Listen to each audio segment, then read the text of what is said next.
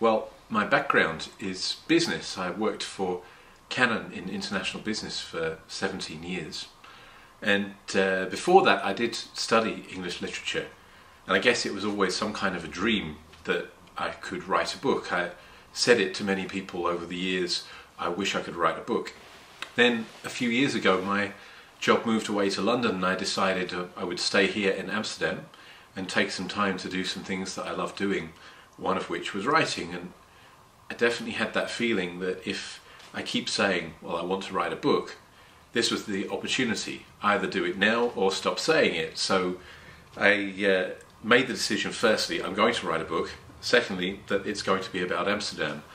I've always had a very strong connection with the city. It's made me feel very comfortable here, made me feel at home. A place where I've just felt like I could be myself. So those two things, write a book, Amsterdam. I knew that this was the way I was going to go on, but I didn't know how my book would be or what the subject would be. Then on Queen's Day here, on the 30th of April, it's the day when the whole of the Netherlands celebrates the Queen's birthday.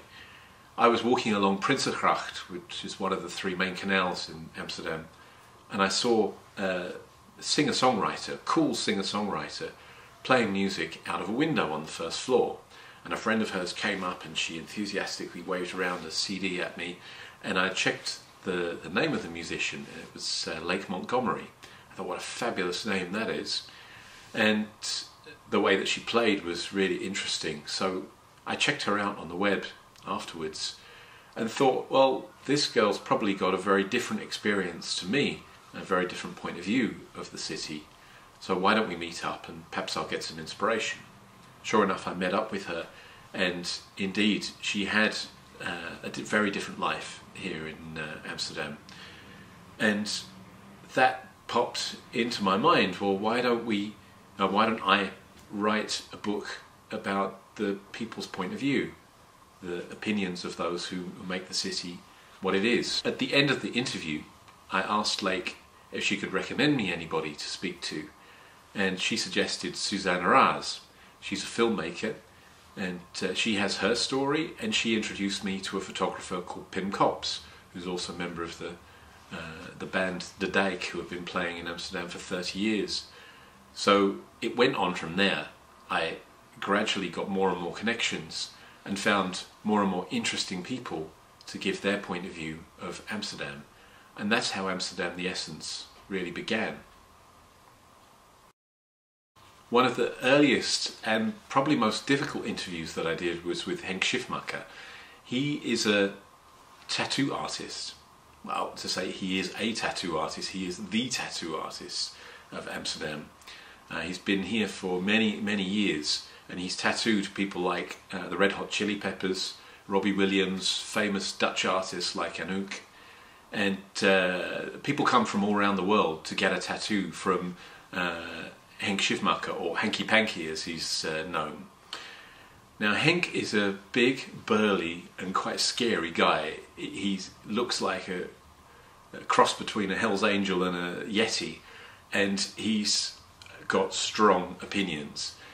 He's also at a stage in his life where he doesn't really care about too much in terms of what people think of him. So I have to admit that I looked at his life and I looked at my life and I thought, I really don't know if this is going to connect.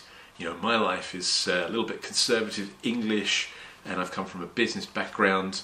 Here he is, Mr. Rock and Roll and tattoo, and this unusual character of Amsterdam. What if he just tells me to get lost and thinks I'm just really, really boring? But I have to say it was extremely helpful, and we had the interview. It was about the third person that I interviewed, and I sat down with him in his tattoo parlour, and he sat down with his arms folded like this, and I asked him one question and he spoke for 25 minutes and told me his opinion on Amsterdam and life and the universe. And then I asked him another question and he talked for another 25 minutes, and before I knew it, an hour and a half had passed and the interview was over. And I had plenty of stories of when he first came to Amsterdam in the 70s and his experiences since then. And some people would say that he is the essence of Amsterdam. You know, he has a character which has a heartfelt element to it, but he's also got a strong opinion and he goes his own way. The Dutch have a phrase, eigenwijs, which you can kind of translate as meaning having your own mind and your own thoughts about how you live. And I think Henk Schiffmacher is pretty much the existence of eigenwijs and the essence of Amsterdam. As the book developed, I began to form my idea of what kind of characters I'd like to talk to build up the book Amsterdam, the Essence, and to tell the city story. And I came to the conclusion I'd like to have a few famous people. It would be great to have some known faces that would capture people's imagination.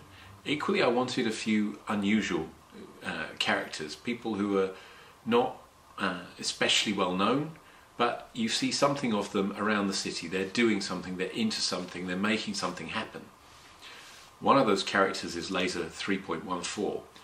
He's an anonymous street artist, and if you walk around the streets of Amsterdam, you will find his work around and about. He always signs his name, Laser 3.14, and it's always around 10 to 15 words, and he does his street art on renovations.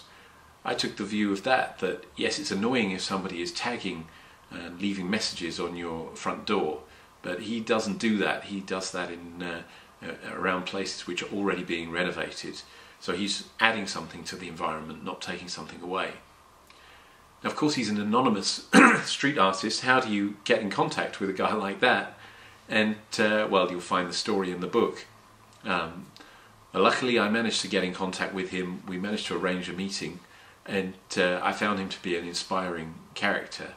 His work is a part of the Amsterdam landscape and very thought-provoking. I've been asked 100 times, what does he look like? And I always answer, you know, I promised him I'll never tell that, and I never will. So you'll have to hunt around, and if you see a guy who is maybe hooded and maybe he has a can in his hand late in the night, you might just figure out who he is. Probably he'll be off before you know it.